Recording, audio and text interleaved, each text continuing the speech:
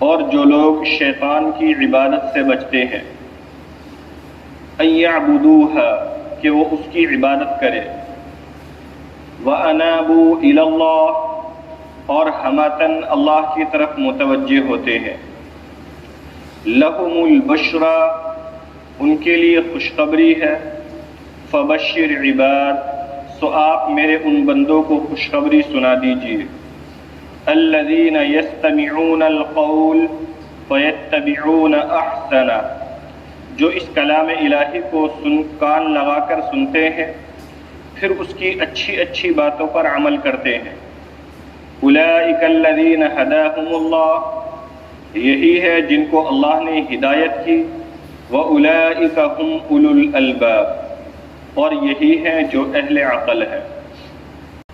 ان آیات کریمہ کے اندر اللہ نے مؤمنین کی تعریف فرمائی ہے۔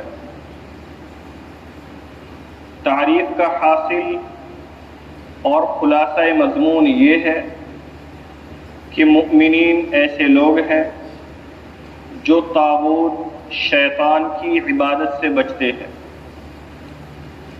شیطان کی عبادت سے بچنے سے مراد ہی یہ ہے کہ اس کے کہنے میں نہیں آتے، اس کی کہی ہوئی باتوں پر نہیں چلتے، ورنہ شیطان کی عبادت تو کوئی بھی نہیں کرتا، شیطان کی عبادت تو کوئی بھی نہیں کرتا، لیکن پھر بھی یہاں کہا گیا والذین اجتنبوا الطاغوت یعنی وہ شیطان کے بہکاوے میں نہیں آتے، زیغ و ضلال سے، اتباع ہوا سے، اتباع شیطان سے وہ لوگ بچتے ہیں، وَأَنَابُوا إِلَى اللَّهِ اور ہمتاً اللہ کی طرف متوجہ ہوتے ہیں، یعنی جو اللہ نے حکم دیا اس کو کر لیا اور جس سے اللہ نے روکا اس سے رک گئے۔ فرمایا لَهُمُ الْبُشْرَى ان کے لیے خوشخبری ہے، ان کے لیے خوشخبری ہے۔ یہاں تک ان تمام مؤمنین کے لیے خوشخبری تھی جو ان دو صفات کے حامل ہے۔ یہاں تک ان تمام مؤمنین کے لیے خوشخبری تھی جو ان دو صفات کے حامل ہے۔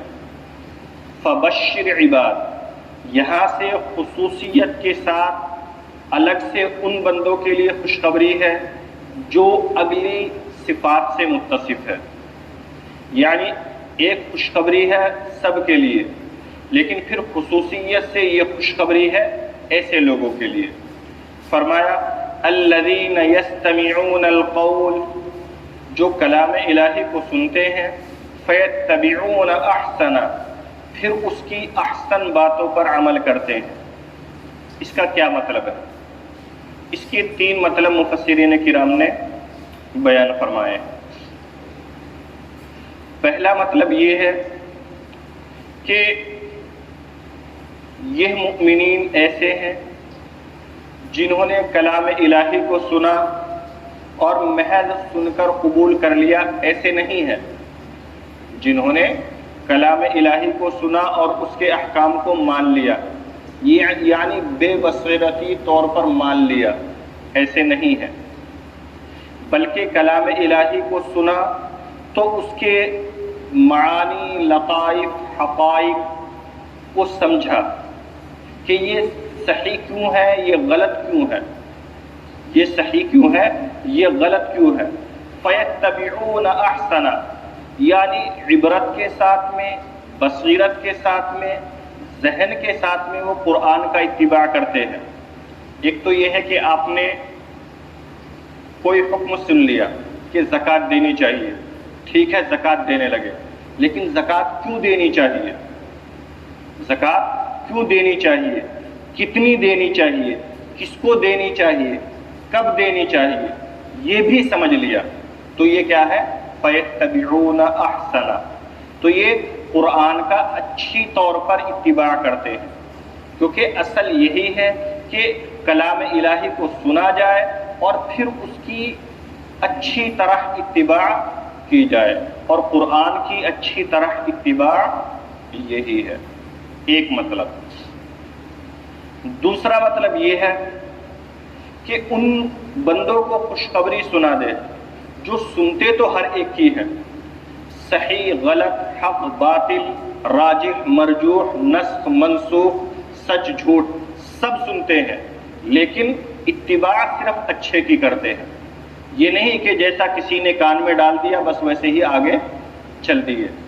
یستمعون القول، کہ سنتے سب کی بات ہے لیکن جو سنا وہ نہیں کرتے، سچ جھوٹ سن لیا لیکن کریں گے صرف سچ کو، جھوٹ کو نہیں کریں گے، حق باطل سن لیا لیکن کریں گے حق کو، راجح مرجوح کو سن لیا لیکن کریں گے راجح کو اور مرجوح کو چھوڑ دیں گے۔ الذین یستمعون القول فیتبعون احسنہ، جو سنتے ساری بات ہے، فیتبعون احسنہ، لیکن ان ساری باتوں میں سب سے اچھی بات کا اتباع کرتے ہیں۔ دو مطلب ہو گئے۔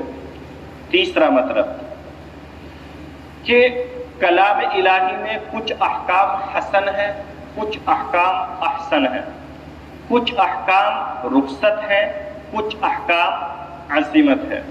آپ اس کو ایسے سمجھیں کہ انتقام اور معاف کرنا یہ دونوں قرآن کے حکم ہے۔ انتقام لینا حسن ہے اور معاف کرنا احسن ہے۔ قرآن نے فرمایا کہ اگر تم حالت سفر میں ہو تو روزہ چھوڑ سکتے ہو، یہ رخصت ہے، لیکن اگر حالت سفر میں بھی روزہ رکھے تو یہ عزیمت ہے۔ حالت سفر میں بھی روزہ رکھے تو یہ کیا ہے؟ عزیمت ہے۔ تو اب مطلب یہ ہے کہ وہ کلام الہی کو کان لگا کر سنتے ہیں لیکن اس کی احسن اور عزیمت والی باتوں پر عمل کرتے ہیں، یعنی رخصت طلب نہیں کرتے، رخصت طلب نہیں کرتے، بلکہ ان کو اس عمل کے اندر چاہے جتنی ہی مشقت ہو اسی مشقت والے عمل کو اپناتے ہیں، رخصت اور چھوٹ والے عمل کو چھوڑ دیتے ہیں۔ تو ایسے لوگوں کو ڈبل خوشخبری۔ الذین یستمعون القول فیتبعون احسنہ، تینوں مطلب صحیح ہیں اور تینوں مطلب علماء کرام نے لکھے ہیں، مفسرین کرام نے لکھے ہیں۔ تو خلاصہ مطلب پہلی خوشخبری ان مؤمنین کے لیے جو شیاطین سے ہٹ کر اللہ کی طرف آ گئے، دوسری خوشخبری ان لوگوں کے لیے جو خصوصاً کلام الہی سے متعلق ہے اور پھر اس کی احسن باتوں پر عمل کرنے سے متعلق ہے۔ اولئک الذین ھداھم اللہ، پھر ان کی تعریف فرمائی کہ یہ ایسے لوگ ہیں جن کو اللہ نے ہدایت کی۔ وَأُولَئِكَ هُمْ أُولُو الْأَلْبَابِ، اور یہی ہے جو اہل عقل ہے، اہل یعنی ایسے ہی لوگ عقل مند ہے۔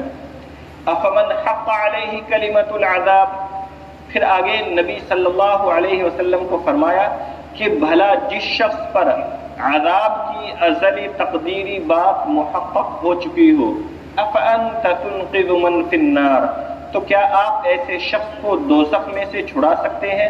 یعنی نہیں چھڑا سکتے۔ یعنی اگر اللہ کی طرف سے کسی کے لیے عذاب مقدر ہو چکا ہے، دوزخ کی سزا مقدر ہو چکی ہے، تو آپ اس کو دوزخ سے نہیں چھڑا سکتے، کیونکہ علم الہی کے اعتبار سے اس کو مقدم ہے، اور آپ علم الہی کے امین تو ہے لیکن مکمل علم الہی کے حصیل نہیں ہے۔ لیکن الذین اتقوا ربهم لهم غرف من فوقها غرف مبنیہ تجری من تحتها الانہار، اب انہی مؤمنین کے لیے انعام کو بیان فرمایا۔ لیکن الذین اتقوا، لیکن جو لوگ اپنے رب سے ڈرے، لہم غرف، غرفہ کی جمع ہے بمعنی بالا خانے، ان کے لیے جنت کے بالا خانے ہیں، غرف مبنیہ جن کے اوپر خود بالا خانے ہیں۔ بالا خانہ کا مطلب ہوتا ہے اوپر کا گھر، بالا اوپر، خانہ کے معنی گھر، خا کے ساتھ، یہ کاف خا کے ساتھ میں ہوتا ہے وہ کھانا، تو بالا خانہ کا مطلب اوپر والا گھر۔ یعنی اللہ تبارک و تعالی جنت کے اندر جو اس سے پہلی آیت کو سمجھ لے، اس میں آیا تھا لہم من فوقہم ظلل من النار، ان کے لیے ان کے اوپر سے بھی آگ کے محیط شعلے ہوں گے، وَمِن تَحْتِهِمْ ظُلَلٌ، اور ان کے نیچے بھی آگ کے محیط شعلے ہوں گے۔ یعنی جو اللہ کے نافرمان ہیں، اللہ کے منکر ہیں، اللہ کے ساتھ شرک کرنے والے ہیں، ان کے لیے کیا ہے؟ چاروں طرف آگ ہے، اوپر سے بھی آگ کے سائبان اور نیچے سے بھی آگ کے سائبان۔ آگ کے سائبان کا مطلب یہ ہے کہ جیسے کوئی چیز سایہ کر لیتی ہے تو آگ بھی بالکل ان کو اپنے اندر سمو لے گی کہ پھر باقی کسی چیز کی گنجائش نہیں ہوگی۔ اب ایمان والوں کے لیے فرمایا لَهُمْ غُرَفٌ مِّن فَوْقِهَا، کہ ان کے لیے بالا خانے ہوں گے، یعنی اوپر کے رہنے کے لیے مکان ہوں گے جس کے اندر ہر طرح کی ہوا میسر ہوں گی اور ہر طرح کی نعمتیں میسر ہوں گی۔ وہاں کیا تھا؟ پہلے نیچے بھی آگ تھی، لیکن یہاں کیا ہے؟ تجری من تحتها الانہار، ان بالا خانوں کے نیچے نہریں جاری ہوں گی، ان بالا خانوں کے نیچے نہریں جاری ہوں گی۔ آپ دیکھو گے کہ آپ منالی جاتے ہیں یا تفریحی مقامات پر جاتے ہیں تو ایسے ہوٹلوں کو پسند کیا جاتا ہے جو آبشاروں کے پاس بنے ہوں، جہاں سے آبشار نظر آتا ہے یا اسی آبشار کے پاس بنے ہوتے ہوں۔ آپ نے یہ بات نوٹ کی ہوگی۔ تو اللہ نے گویا اس سے کہیں بہتر کی منظر کشی کی ہے، اس سے بہتر مناظر کی منظر کشی کی ہے کہ نیچے سے نہریں جاری اور پھر اسی پر آپ کے مکان، اور مکان بھی صرف ایک نہیں، دائیں بھی بائیں بھی اوپر بھی مکانات بنے ہوئے ہوں کہ چاروں طرف سے ہوا بھی آ رہی ہو اور چاروں طرف سے پھلوں کی اور پھولوں کی برسات بھی ہو۔ فرمایا وعد اللہ، یہ اللہ کا وعدہ ہے، لا یخلف اللہ المیعاد، اور اللہ اپنے وعدے کی کبھی خلاف ورزی نہیں کرتا۔